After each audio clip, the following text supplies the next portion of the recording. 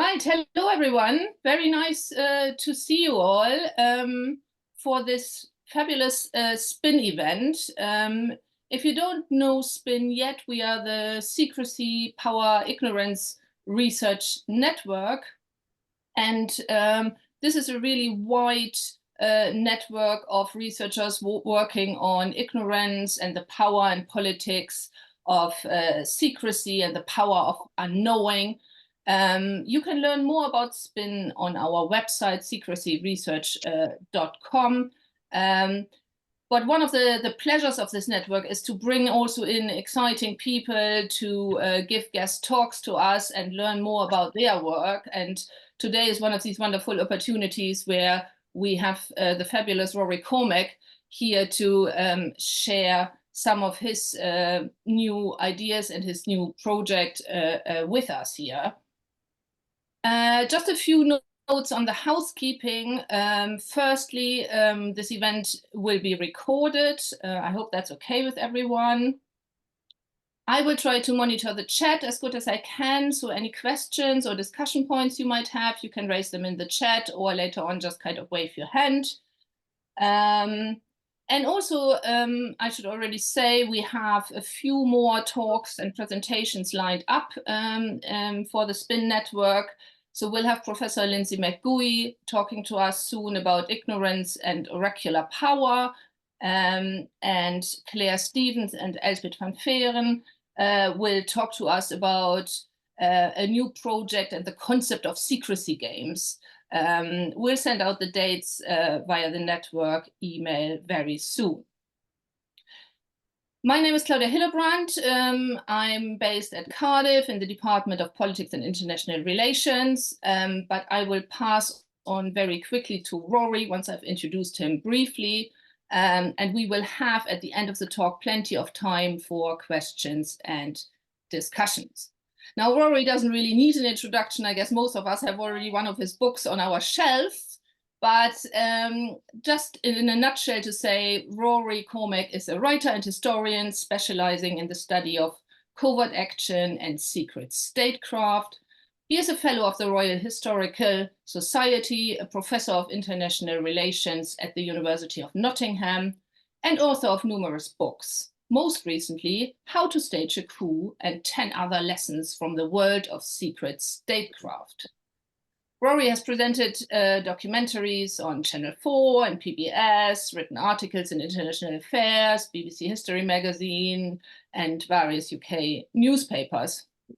And he has shared his research with government audiences in the UK, the US, and Australia. I don't know how to make it. I don't know why it's not working.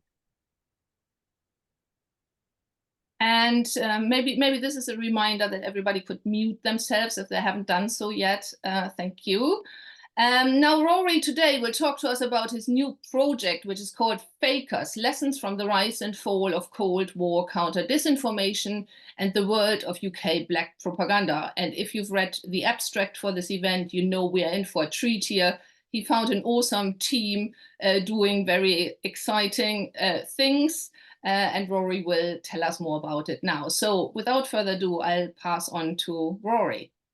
Thanks, Claudia. Hi, everybody. Nice to be here. Thanks for having me. I'm going to share my screen, which is there.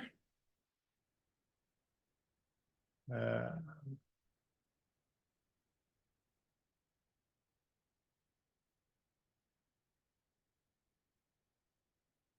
you see that?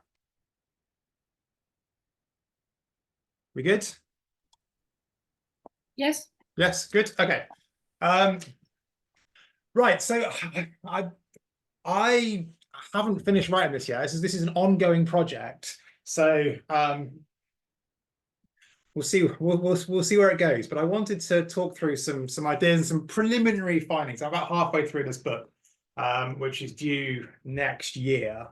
And basically, some of you will know, I can see a couple of familiar faces in the participants list, that the UK government released about 8,000 files on British propaganda on the Information Research Department over the COVID years. And I've been going through them to write a book about British black propaganda. in at the height of the Cold War.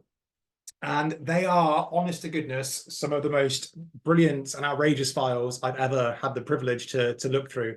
I never thought we'd see some of this stuff released. And indeed, all of the stuff in the 1950s was destroyed.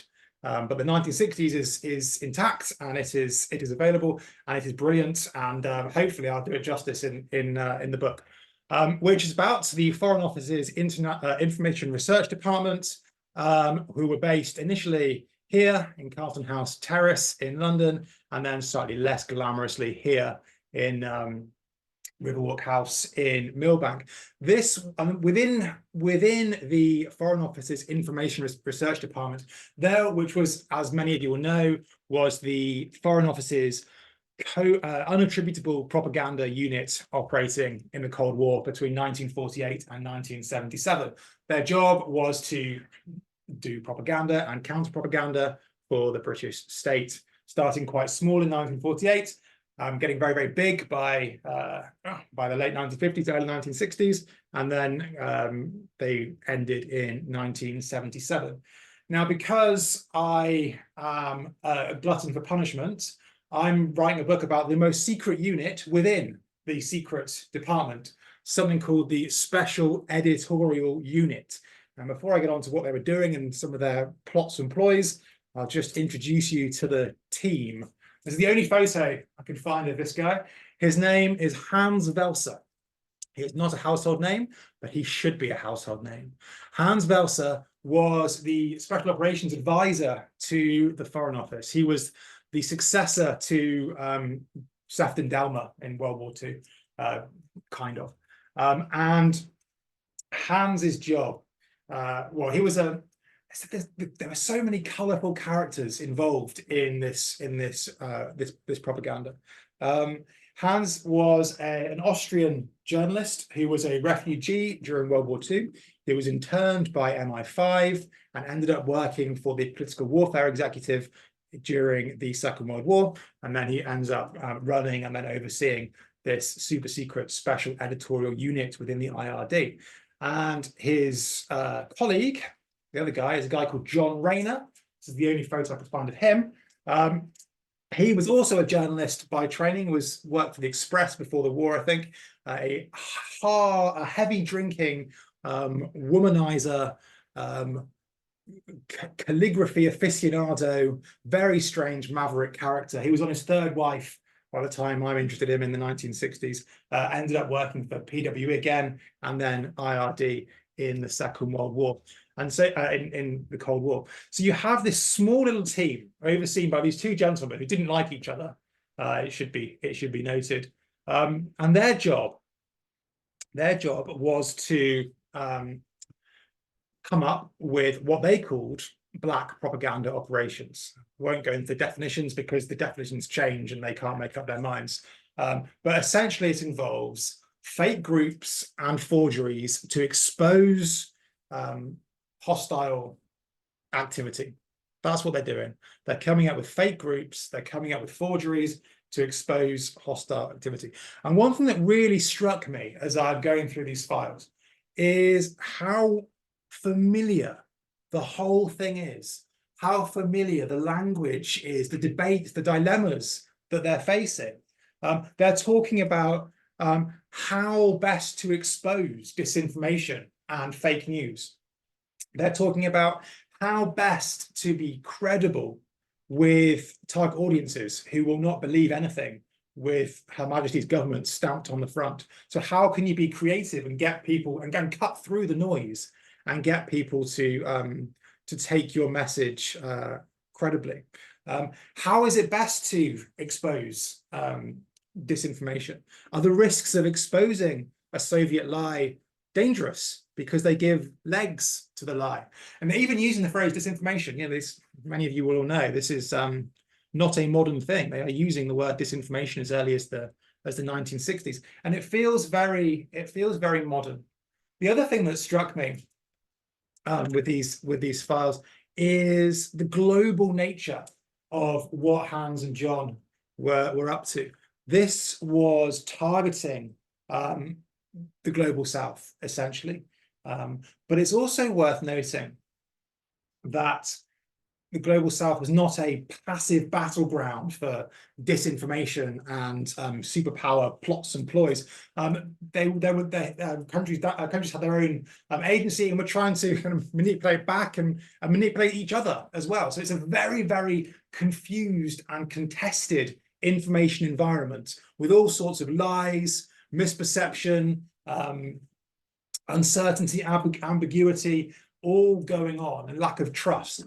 And I find that really, really interesting. It's a kind of a theme in the book, or at least in the files, is this gives a window into the world. It gives a window into British policy and disinformation, but it also gives, you know, a response and a perspective on other countries' activities. I mean, lots of different countries were targeting the UK with disinformation and propaganda, and Velsa and Rayner were in charge of responding to that. You also see, you know, countries trying to subvert and influence each other independently of the UK. It's a very, very messy environment. And I think there's some interesting parallels with today, that you know, we read a lot about battles for narratives in middle powers, but these middle powers also are doing their own thing, and they're not passive voices, passive vessels, having Russian propaganda, whatever propaganda channeled towards them. So most of their work took place in the Global South. It was a bit risky to target Russia, directly. And so there's this small team called the Special Editorial Unit, run by these two maverick ex-journalists who didn't particularly like each other and weren't particularly trusted by the rest of the Foreign Office, doing their own thing, doing some crazy stuff. And it's a small-ish team. And another theme of the book, and I can happily answer questions on this in the Q&A, is the diversity of the team. One thing that struck me in IRD is the amount of women in very senior positions within IRD, very unlike other parts of the Foreign Office and civil service. There was no marriage ban, for example. So it's a very mixed team, and their job was to come up with fakes, come up with forgeries, and expose the other side, as well as investigating disinformation targeting the UK. So I'm going to give a couple of examples of what they're up to, some of the fun things that I've found so far. Start on this is the more mundane side of things, maybe the less controversial side of things. They came up with fake research institutes. This one here is the International Committee for the Investigation of Communist Front Organizations, which never actually existed. It supposedly had headquarters or buildings in Vienna, Munich, Stockholm, Brussels, Rome, Paris, Cairo, Dhaka, but it was an entirely fictitious thing. And it was about information laundering. They took secret intelligence, they laundered it through these research institutes and got it out into the wild, hoping it would then be picked up by the press. When that got blown, they had a new one called Microscope, which is another fake research institute. So that was down the slightly less controversial side of things. Slightly more controversially, they came up with a bunch of other fake groups, one of my favorites of which was colloquially called the Loyal African Brothers, after the rallying cry, which each of their leaflets began with, always started "Loyal African Brothers," and would then go off into some rant. And they were technically called the Freedom for Africa movement. And the role of the Loyal African Brothers was to basically challenge African nationalism and to counter communist and Chinese inroads into particularly sub-Saharan Africa in the era of decolonization and the immediate post-imperial era. They never existed. There was no such thing as Loyal African Brothers. It was Hans Velsa, it was John Rayner, and it was a couple of others writing these leaflets. And I can give you a couple of examples of what they did. They smeared Kenya's vice president, Oginga Odinga, as a tool of Beijing. They released some pamphlets, again laundering information to expose various meetings between him and the Chinese, money he'd taken from China, to expose it, to try and discredit him as a tool of Beijing. But what's quite interesting, I'm trying to take as global approach as possible. And I've had a wonderful researcher working in the Kenyan archives helping me with this, to get a sense of the impact of this. And a lot of this stuff just didn't register. Sometimes it did land, sometimes a lot of it didn't. But what's really striking is that the Loyal African Brothers, and indeed all British propaganda, was just one thing among many. And when we think about how do we assess the impact of propaganda, we forget, a local agency, particularly when you're looking at a history of a British activity. There's a risk, a methodological risk, that we assume the Brits were behind everything, and they were doing a lot. But he was also being smeared by a load of internal political rivals at the same time. So this is a very crowded ecosystem. We also saw the Loyal African Brothers smearing a guy called Diallo Telly, who was the General Secretary of the OAU, the Organization for African Unity. They saw him as unhelpful to British interests in Africa, particularly over things like Congo and Rhodesia. So what do? They managed to get hold of his salary through I think it was the British ambassador to Ethiopia, and then they artificially inflated it, and then they leaked it through the Loyal African Brothers, showing how much Diallo Telly earned when the rest of Africa is languishing behind in poverty, blah blah blah blah blah. That was the narrative. Now, interestingly, when they were challenged on the lie, because it was a lie, they took his salary and they inflated it to make it worse. Their defense, and I'll let you be your own judges as to how far I think this stands up. Their defense was, yeah, it was technically a lie, but one, it wasn't that far off, and two, we had to distort it to protect our source. So they would not accept that this was disinformation, that this was lying. They said it was a minor tweak to protect the source of the information. So I'll leave that one with you. See if that holds up. And a third win that they claimed was they attacked a guy called Oscar Kambona, who was the Tanzanian foreign minister. They accused him of plotting against the president, and about 2-3 weeks after the African Brothers operation, he fled. He fled to London secretly, and the brothers, the IRD, Hans and John, kind of claimed a bit of tentative credit for that, even though they couldn't actually prove it, and they knew deep down it wasn't really them, but they took it.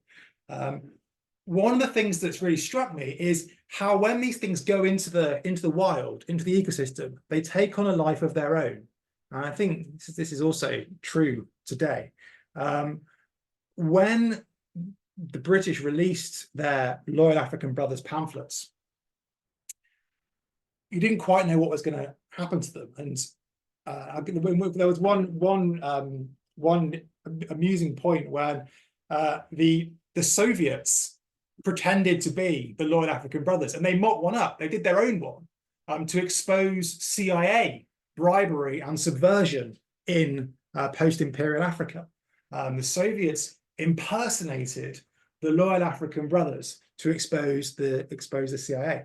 And Rayner, it was so opportunistic. Rayner saw this as an example to demonstrate the Loyal African Brothers' credibility as being anti-Western as well as anti-Soviet. So the next leaflet, the Loyal African Brothers come out and they build on the CIA bribing and subverting. They said, as we said in our last leaflet, the CIA is subverting, the CIA is bribing.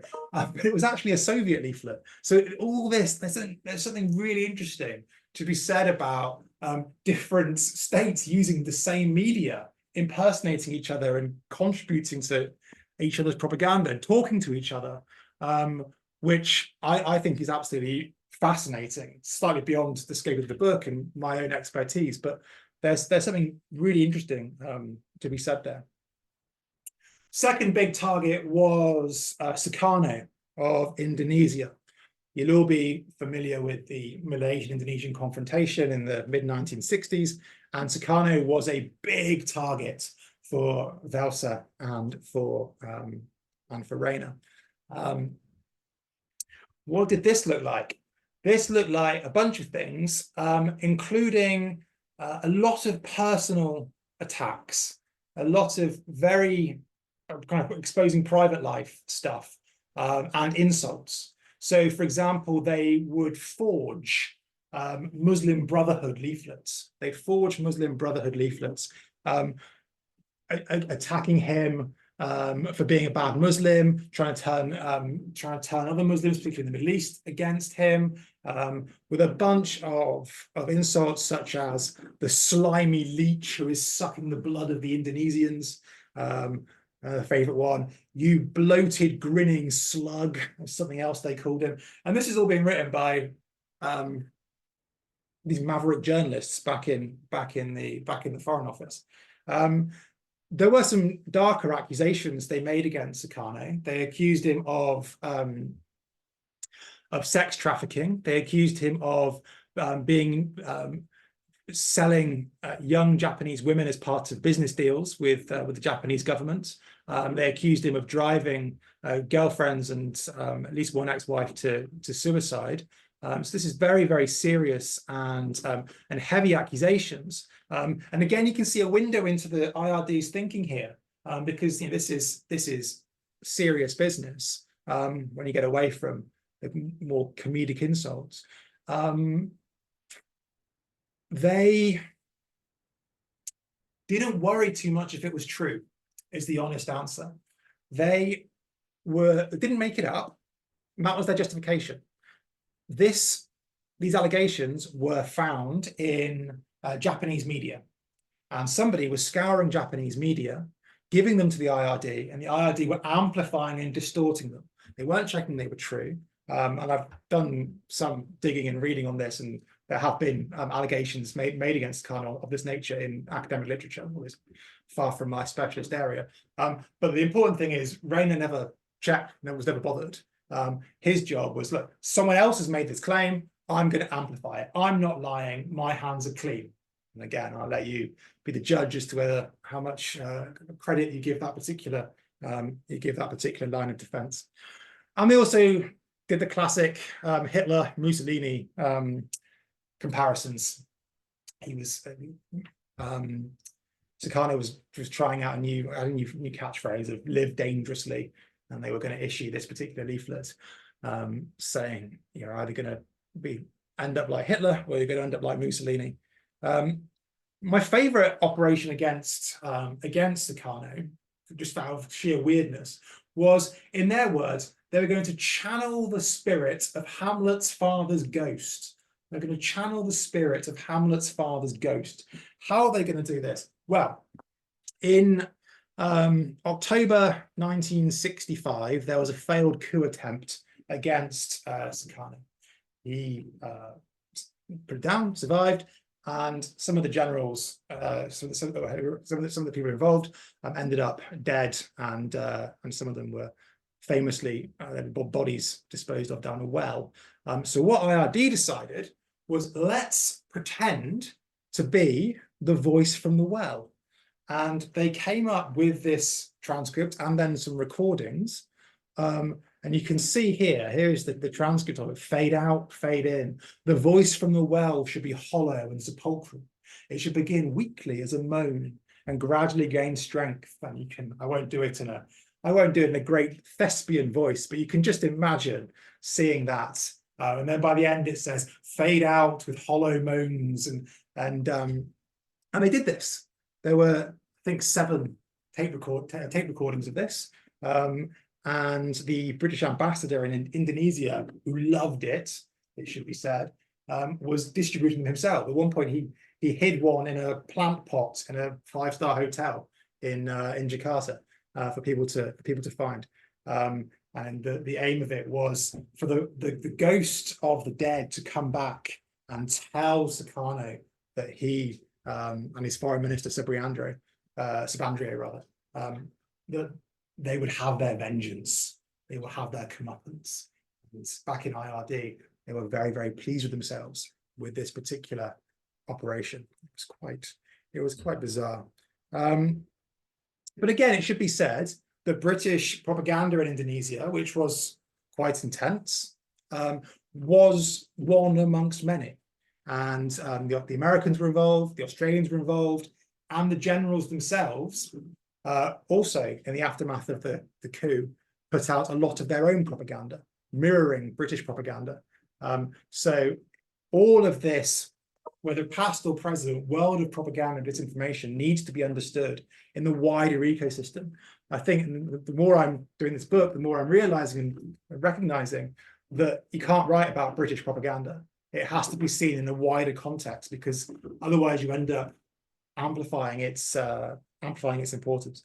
It was one amongst many. Another big target was, unsurprisingly to everybody, Egypt's president, Nasser. There was a load of propaganda against him, particularly relating to the Yemen civil war of the mid-1960s, when Nasser was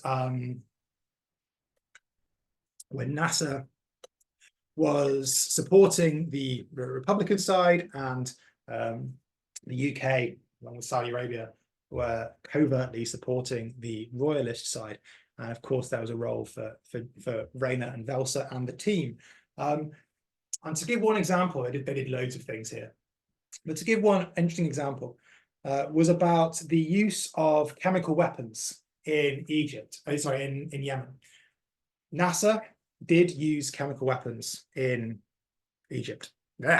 In Yemen, I should say. And this was true. And Britain wanted to expose that fact. They wanted people to know about this. But there were some challenges, which again feel quite modern.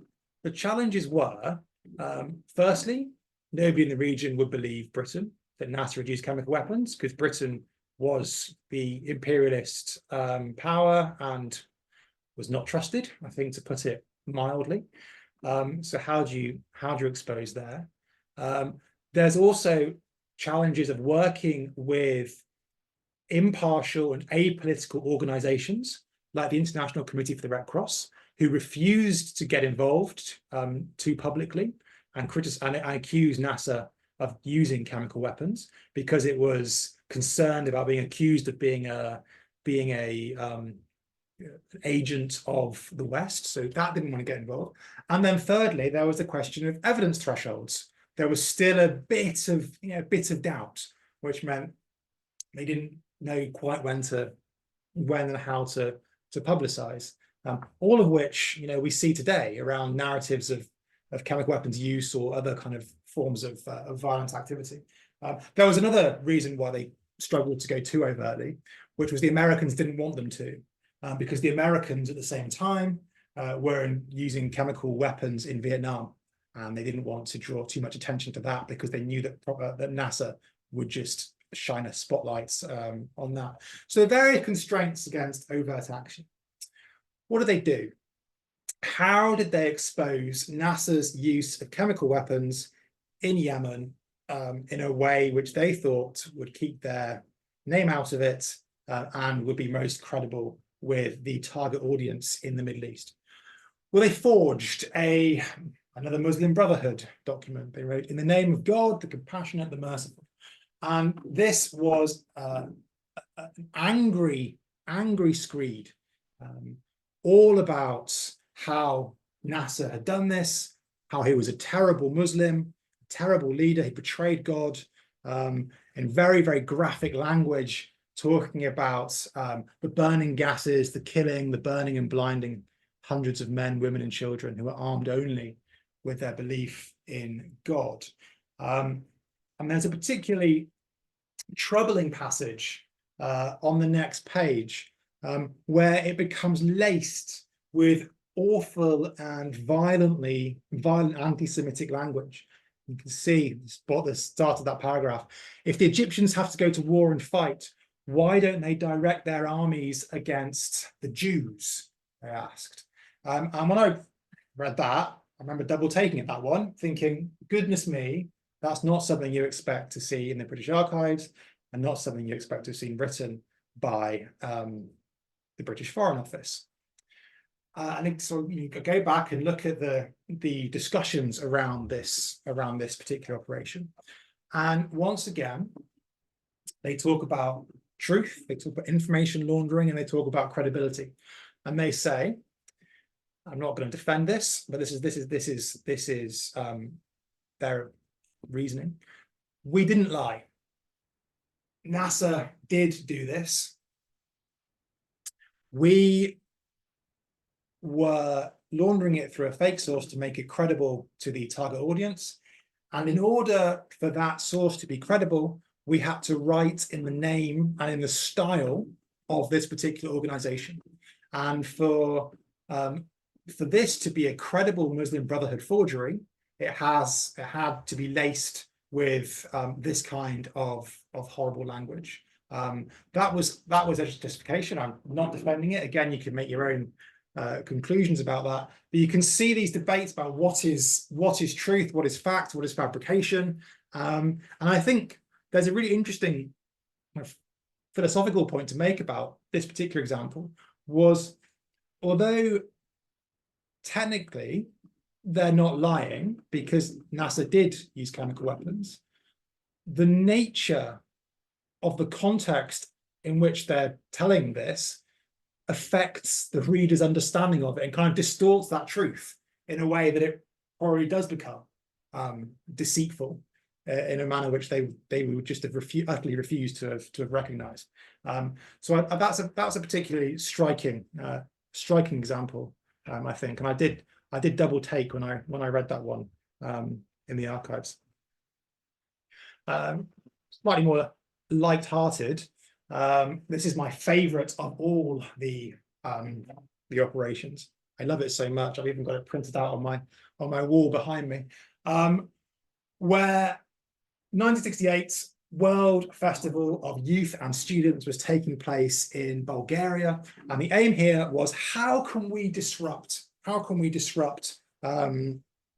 this particular festival? And so they decided to pretend to be hippies and to invite all the hippies to come to Bulgaria and just generally be annoying hippies, which would make life difficult for the communists who did not like the hippies. So here is a flyer that they made, and I'll zoom in on the bottom bit there where it says, and again, remember, this is written by Brits in the Foreign Office. Welcome to Bulgaria, the land of the beautiful trips. No visas necessary to enjoy physical rebirth this summer in Bulgaria. You can get it in Sofia. Let yourself go in Bulgaria, the land without fuzz. Remember, friends, tourism brings boys and girls together. You will be nearer the contemplative cannabis culture of the East. Bulgaria invites the turned-on young generation of the world to drop in on Sofia this summer. And it was a ridiculous operation. MI5, when they read it, they wrote the letters UGH, in big letters across the top of it. But it did happen. They did this. And I'm highlighting this partly because it's funny, but also because there's a serious point here about the purpose of these kind of operations. They never intended to get hippies to go to Bulgaria. If they did, fine. And that was never the intent. The intent was to make the Bulgarian authorities think that there might be loads of hippies coming and just disrupt their preparations, and also to make audiences in sub-Saharan Africa think there might be hippies going and therefore not want to go and join them in Sofia. So it's just about low-level disruption, and you can see it here with this is Hans Welser. He says, at first sight, this operation seems facetious and improbable. However, if we can worry the organizers about the possible influx of long-haired oafs and their female companions moving in on the festival, it would do no harm.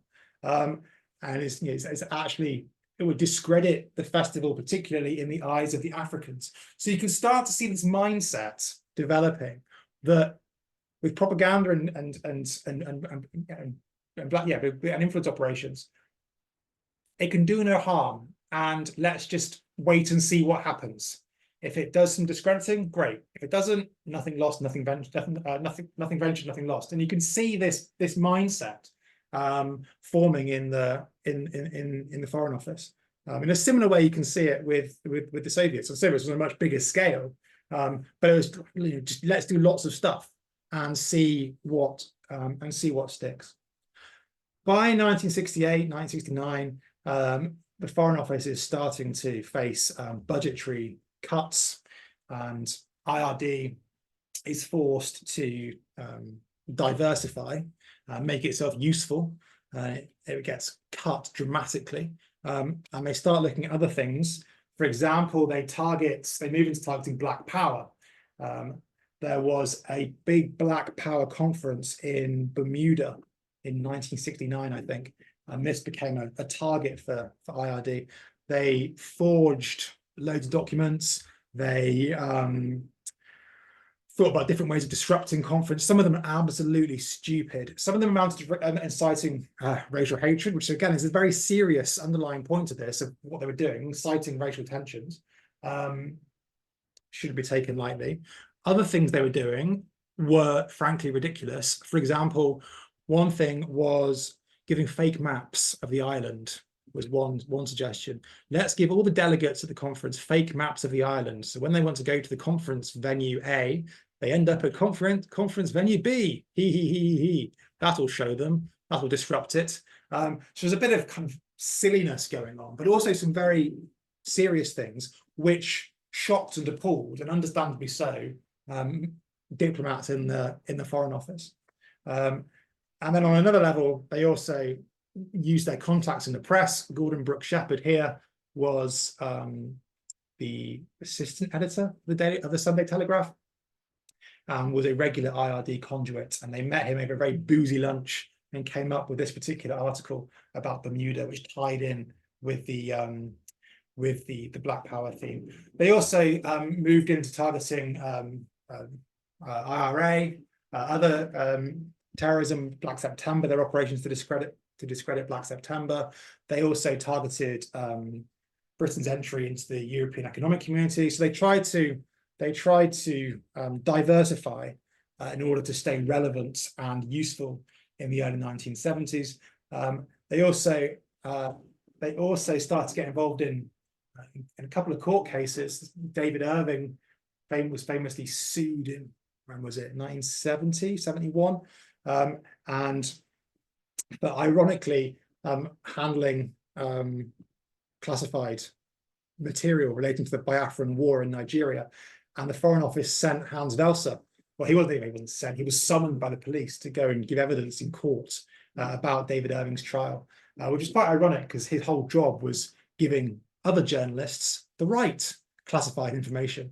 And now he was a witness for the prosecution against I know I'm getting them confused. I'm describing the Jonathan Aitken trial with Biafra, and Hans Welser had to go and give evidence against Jonathan Aitken.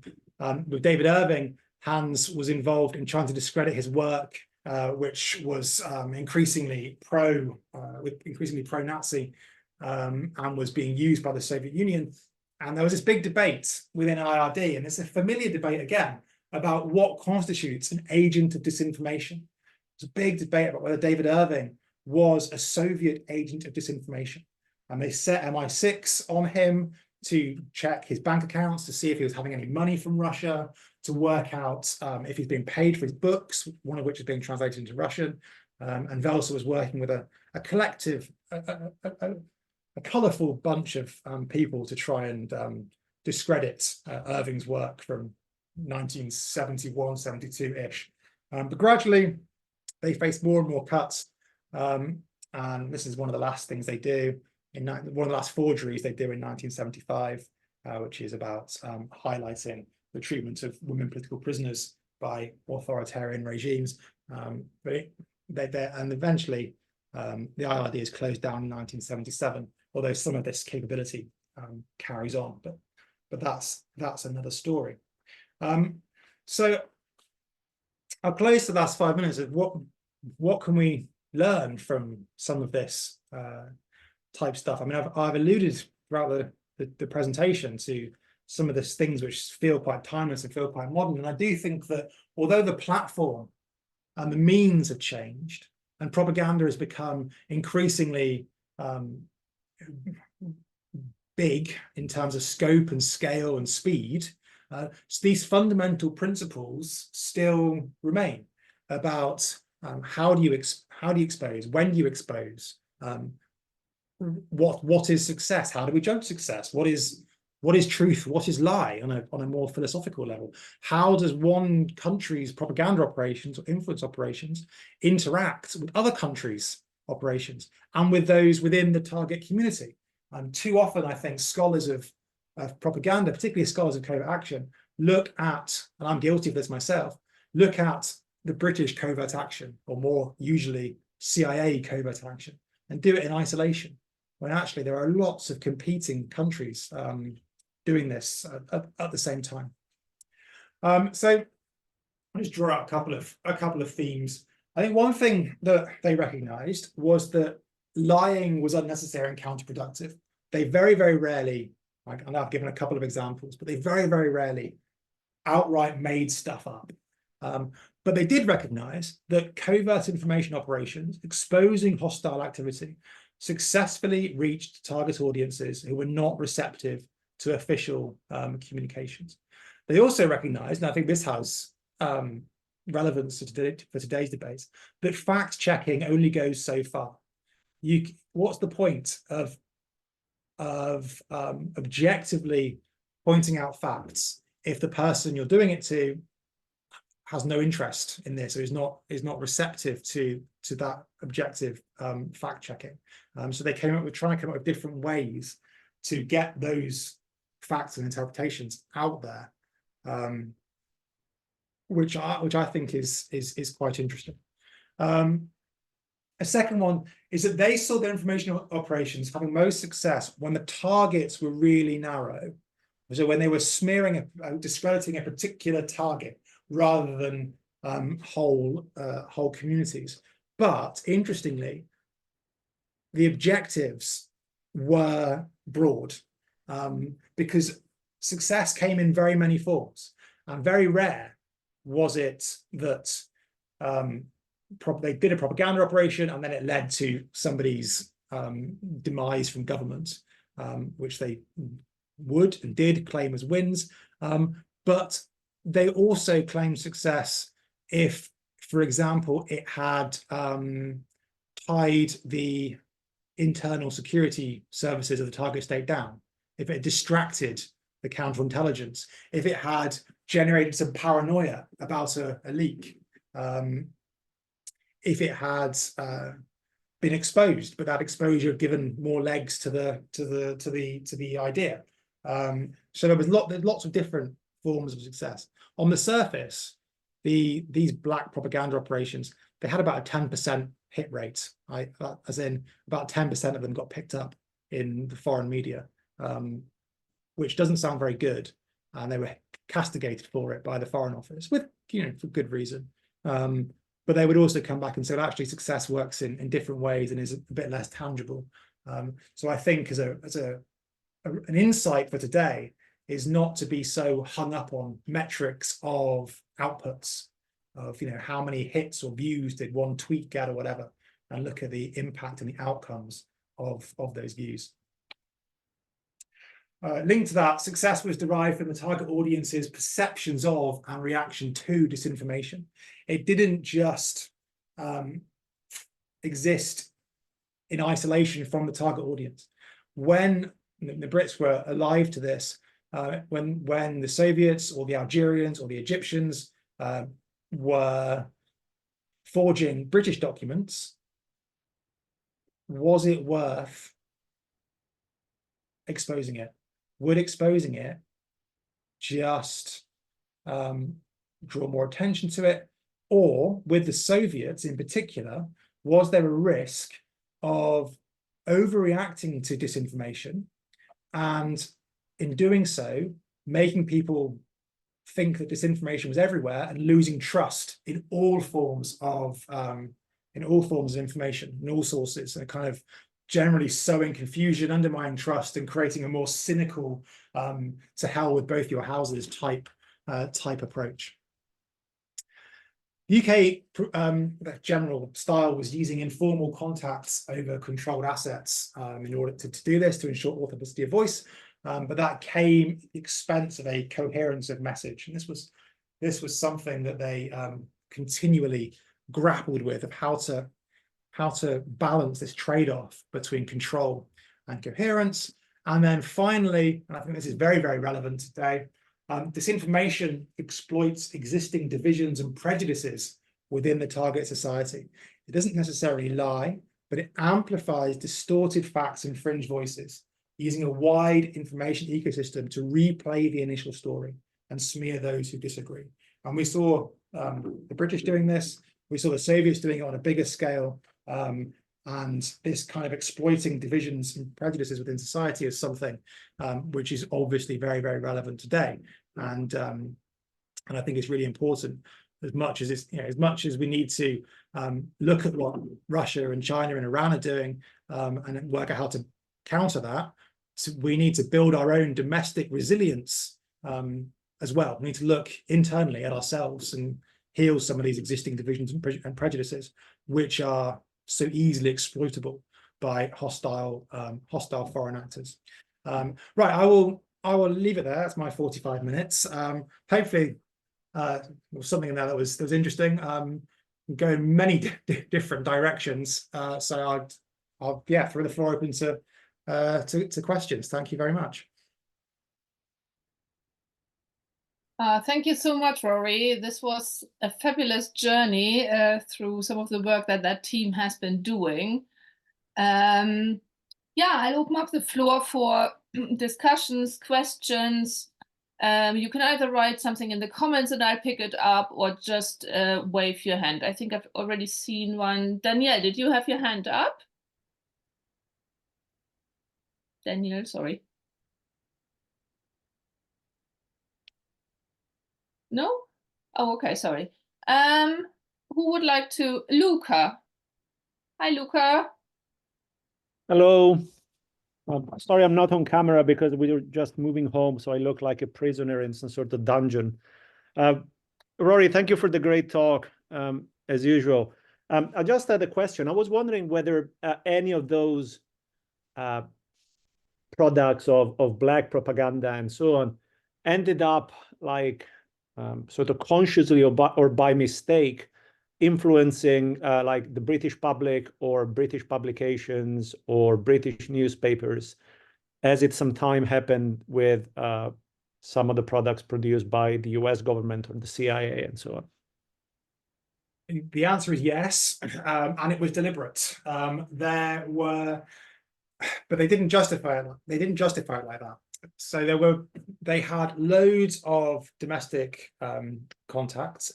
Particularly, the most guilty newspaper was the Telegraph, and the Sunday Telegraph was regularly taking British stuff, taking IRD stuff. The Economist was taking IRD stuff as well. Their justification, and again, you can disagree with this all you like, their justification was, we're not trying to influence the domestic British public. We want this stuff to then get picked up by foreign newspapers. Or we know that President Nasser reads The Economist, and therefore, if he sees it in The Economist, it's going to be taken more seriously and credibly by Nasser. So the overarching aim was to influence overseas audiences rather than domestic. That was an unfortunate byproduct. They didn't even think it was that unfortunate, though, because as far as they were concerned, it was all true. And most of it was true. So they didn't think they were influencing badly. There were a couple of examples when they did deliberately try to target domestically. But to do that, one was around transnational communism and industrial subversion. One was around IRA. and one was around entry into the EEC. In each occasion, they justified it by saying that there's a transnational dimension to this. It involves international communism or international terrorism, or ridiculously, in the case of Ireland, it involves the Catholic Church, which is a foreign state in the Vatican City, which is one of the most ridiculous justifications I've ever read for Foreign Office involvement in this. But there you go. So yeah, they did, but it was perceived more in the international realm. But they weren't that bothered. They weren't that bothered. Very different setup compared to the CIA. Thank you. Great. Brian, next, please. Okay, great. Thanks for that, Rory. Oh, can you, oh dear, sorry. I tried to show, look like I'm in some sort of a very dark place too. Okay, okay, great. No, thanks for that. Yeah, I wanted to come into I suppose the question of audiences and I suppose perceptions about audiences. I mean, so you mentioned this idea of trying to, we're trying to think about what was credible, what could be plausible, and so on. And I guess I'm kind of wondering, like, how much does that reflect any attempts, I don't know, empirically to measure the effects of what's happening, you know, the different disinformation campaigns and so on. And how much is this about a kind of an imagination about what audiences are like that is maybe catering towards a certain views in the Foreign Office or elsewhere within the British establishment or whatever about what those populations over there or what those individuals who are in power over there, right, what they're like. So, I mean, are they, you know, yeah, so are they kind of, I suppose they're doing lots of things, but I mean, is there this whole kind of manufacturing of what the audience, our target audience is, and a kind of playing to that rather than, you know, necessarily an attempt to kind of like somehow, you know, kind of measure the impact and say, okay, well, look, clearly this had an effect and this had an effect, you know, this kind of more kind of evidence-y kind of based practice. Yeah, could you say a little bit about the visions of the audience and how those were sustained and maintained and yeah, it's a great point on the evidence side of things and metrics. The men and women doing this stuff were horribly opposed to metrics and evidence, and when the Foreign Office dared to ask about metrics, it was, oh no, this is intuition. How dare you? And then on the audiences, what we see is, you know, to be successful, that this required a really, really good knowledge of the audiences, of their current knowledge, their fears, their hopes, what they know, what they don't know, all this kind of stuff. Britain didn't have that on anything like a global scale. We see very similar-ish techniques and tactics that were used in the war against Nazi Germany, when Britain arguably, or people doing this stuff, arguably did have a very good understanding or a decent understanding of Germany, because a lot of them were refugees from Germany. There are people like Sefton Delmer who had grown up in Germany. So they had this knowledge. Now suddenly they take some of these techniques and they do them on a worldwide scale with a team of about, at its height, 20 people, suddenly trying to insert themselves in local Kenyan politics. And then the next minute trying to insert themselves in local Indonesian politics. And they did their best. But one, they were people very much of their time with a, shall we say, colonial mindset. And secondly, even with the best intentions, they aren't going to have enough knowledge of local Kenyan audiences to really engage in a way that they, I think, were better able to during the Second World War. So they tried, but it was quite blunt because they simply couldn't keep up on a global scale with the 15 people they had. So a good example of this would be with their targeting of Black Power. Suddenly they're trying to make themselves useful and they're going to target Black Power because that's seen as a new threat. They don't understand Black Power. They don't get it. These are specialists in communism or whatever. And so John Rayner flies out to Bermuda and starts giving these ridiculously crude and borderline racist assessments of what's on the ground and how we could exploit it. But he knows nothing about it. So I think that is a very real weakness of this, is just well, a combination of lack of knowledge plus the colonial, post-colonial mindset. They never really understood their audiences in a way that they probably needed to if they were going to have a real impact. Okay. Well, maybe just to follow up, but then in terms of the internal justifications for the unit and the work that it was doing, I mean, they are, I suppose, you know, they're having a discussion with whoever their masters are, or whatever, within the Foreign Office, and they're having to justify these schemes and so on. And I guess I'm just wondering then, what does that discussion tell us about the Foreign Office at the time, and what it believed about different whatever populations in the world, or what it thought you could learn about other populations in the world, in the sense of like how readily transferable were, you know, these these disinformation campaigns between different areas. Yeah, it's really interesting. It's something I need to think about more. I think it's a really interesting point. The bosses in the Foreign Office, a lot of them were quite skeptical of IRD, and IRD was physically separate and not particularly well integrated, and a lot of the heads of the regional desks in the regular Foreign Office would push back against some of this because it was risky, silly, counterproductive. But the IRD would justify, and ultimately, they grew really big in the 1960s, and they'd argue it can't hurt. And this was the general line with propaganda. We're not talking about launching coups. We're not talking about assassination. We're not talking about election interference in their mind. We're talking about, let's just discredit a Kenyan politician with the truth to their mind. We might as well. It's cheap. We might as well. And that was enough for a very long time. But I'll think more about the latter part of the question. It's a really good point. Thank you. Great. Okay. Thanks.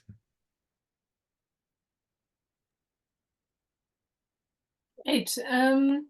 Henrietta, did you have your hand up?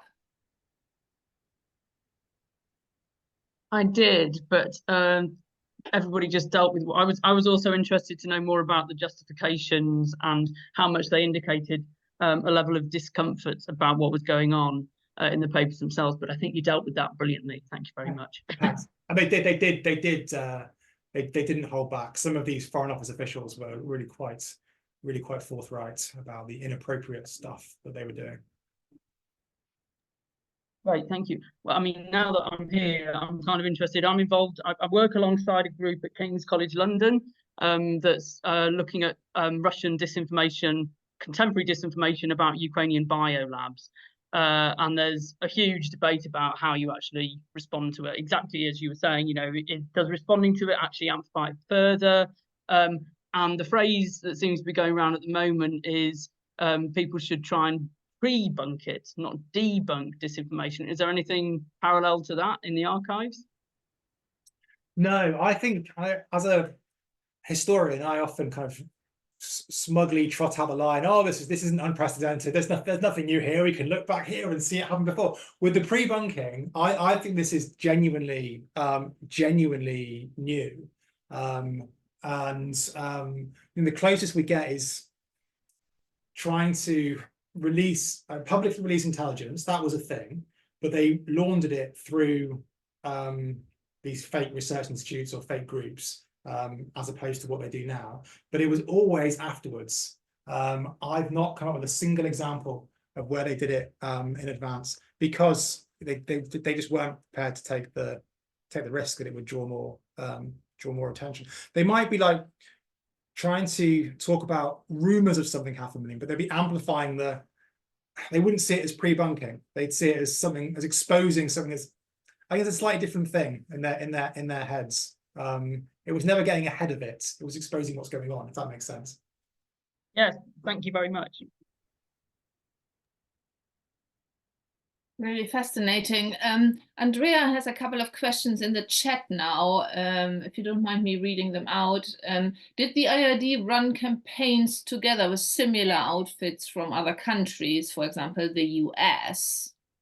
Shall we just take it one by one? Yeah. Yeah, they did and they didn't. It's wonderfully pragmatic. Sometimes they cooperated and would share stuff. Sometimes they would update each other on what they were doing. And there were examples when the CIA would pass leaflets or intelligence back to IRD and say, we've just been speaking to a priest in Nigeria who was talking about the Loyal African Brothers, so you might want to add that to your evidence list. They would cooperate on that level as well, but at the same time they also competed, and there were plenty of examples where they didn't inform. In fact, they were actively trying to undermine US interests. They were actively competing. So it depended where it was in the world. In Latin America, for example, there were numerous operations trying to undermine the US, normally for trade purposes. In Yemen, they competed with the US because the US was opposed to Britain's covert action in Yemen in the early 1960s. So it completely depended. Occasionally, they cooperated with European intelligence services, but not loads. My favorite thing that springs to mind was, I think it was the West Germans started taking credit for these fake research institutes, the Committee for the International Committee for the Investigation of Communist Front Organizations, which was a British vehicle. And the German intelligence, because it was secret, just started telling everyone it was them that were doing it, until word got back to the Foreign Office. And the Foreign Office couldn't really say anything because it's supposed to be secret. And the Germans were going around telling everyone in Central Europe that they'd come up with this. So there was competition, there was cooperation, there was outright lies, there was piggybacking off each other, there was blaming each other. And one British thing was quite critical of the CIA. So yeah, the entire spectrum, to answer your question, depending on the region and the context of the operation. Great. And the second question that Andrea had was, and I think that goes back to something, Rory, you mentioned with the IRD having, a status a little bit odd within the Foreign Office, physically as much as psychologically, I guess, as well. So Andrea asked, did the Information Research Department's semi-independent status hamper their work in any ways? And do you have a sense of how their work was formally, if at all, coordinated with security agencies and the Foreign Office? It was coordinated very closely with MI6 and with MI5. The files are amazing. The only redactions that are left are MI6 notes, which normally involve MI6 sharing intelligence, or I think a lot of the technical expertise, things like, this gets very nerdy, checking typewriter statuses and checking staples to make sure they match genuine staples from Berlin or whatever. That was from MI6, and they did cooperate very closely. They worked very closely with MI5, particularly when anything was dealing with the UK. They had to ask MI5's permission to send anything to a UK address to make sure everything was in order. The separation did definitely affect their utility and their impact. They knew this, the wider Foreign Office knew this. The question was always what to do with them, because they were physically separated down at River Walk House. And it meant that the wider Foreign Office kind of misunderstood a lot of what they did. And in the words of one Assistant Under Secretary, everyone thought it was the mumbo jumbo of IRD, all this kind of secret stuff that IRD are doing, and it was quite disconnected from foreign policy. And that was the difficulty there was that it was huge, and most of them were not established Foreign Office diplomats, and most of them were funded by the secret vote. So they couldn't be too integrated, because then questions would be asked about, who is this massive department? with 300 members of staff. What do they do? And it would be a bit suspicious. And this is the big driver of the cuts in the early 1970s. They wanted to normalize it, and they wanted to physically integrate it into the Foreign Office proper to make it more responsive, agile, all this horrible corporate management speak when they make horrible cuts. Agile, it's an opportunity to respond quickly, all this kind of stuff. So we see a lot of that, because it had got quite plodding in the mid-1960s, just churning out these big reports on Soviet communism or whatever. So yes, the isolation very much hampered them.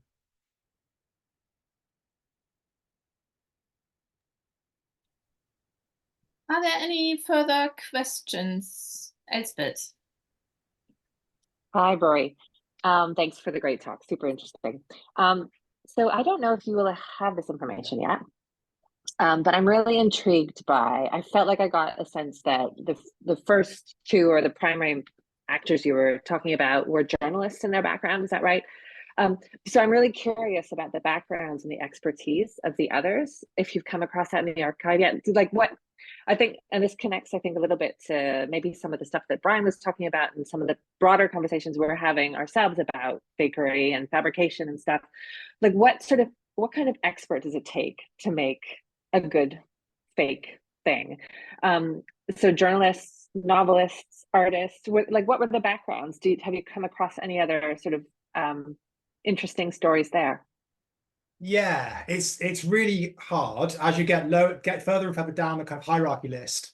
It becomes more and more difficult. But I have managed to get whole lists of the people working for this department over the years. And well, Velsa always said that the best people were journalists. He wanted journalists, he wanted writers, and he said that it was a different skill set from researchers. They had to be creative, they had to be colourful, and that they couldn't be diplomats, they couldn't be academics, and so he wanted that. A lot of their backgrounds were either journalism or intelligence in World War II, particularly political warfare executive. A lot of them were naturalized. Not a lot, but a surprising amount of them were naturalized as British, from Eastern Europe, from Hungary, from Germany, from Austria. It was quite a I mean, they all became British citizens, but from a variety of mostly European backgrounds. There were daughters of spies, two prominent women. Were one of those, dad was a famous, no, mum rather, was a famous MI6 spy in World War II. So yeah, daughters of spies. Yeah, that's the main thrust of it. Journalists, intelligence officers, and children of intelligence officers, but not regular diplomats. I think this just connects, like, again, this is new to me, this whole world about, okay, there's the one thing, what type of content matters, but how do you get the people into the room that generate the right kind of content, I guess, and I'm wondering if your work will, like, if I open the book that's coming, will you be exploring that? Or is this something that we could carry on talking about as a community? I think it's a wider question. I think that the medium, the people, how we do this, I'm gonna touch on it, but I think it's actually a much bigger intellectual and academic question that it sounds like you guys are working through, about how and who does this and the relationship between the different actors. So with IRD, there was a lot of talk about the relationship between the research and the writer. And then there was a lot of talk about the different skill sets and how physically separate they should be. And if they're in the same team, they can be more responsive, but they might have less research or less intelligence to go on. And then we're also discussions about the best medium. And this is beyond my area of expertise. And but I think it's a really interesting question. It's around, it's almost like an art history or aesthetics question about how and why they chose different forms of media, how and why they chose different designs of, one level it's quite niche, but I think it's actually quite important, about font size and design layout and all that. I'd love to work with an art historian or a designer or go through some of these things, because I'm sure he or she would have questions and insight that I haven't even thought of.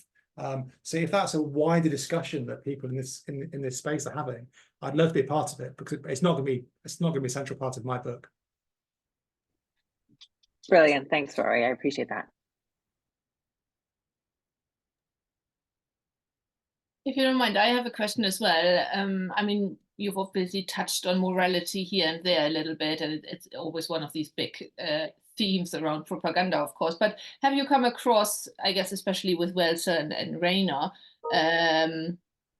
some reflections on things that stood out for them, where the discussions about some of the things that they found were not acceptable or going too far or outrageous, or were they just kind of thinking anything goes as long as it hits? Nothing really explicit. They drew the line at things that would sometimes drew the line at things that would incite racial hatred, racial tensions. That was a red line. But occasionally they crossed it. They drew the line at, there was one example, they were going to target something by posting things from Prague, and they said, oh, we can't do that because it would incriminate Czechoslovakia at the height of the Prague Spring, so it'd be counterproductive. But that wasn't, I guess that wasn't a moral, that was more of a practical reason. But they framed it as slightly moral terms. But very, very rarely did they. The Foreign Office talks about this, but very, very rarely did Welser and Rayner. I think the difference is that these files, as rich as they are, they're not. There's no memoirs and that kind of thing. So we don't get that personal reflection in a way that Sefton Delmer during PWE, during World War II, you know, he wrote a couple of memoirs where he did reflect on the morality, and I think he referred to himself as a baddie, I think was his quote.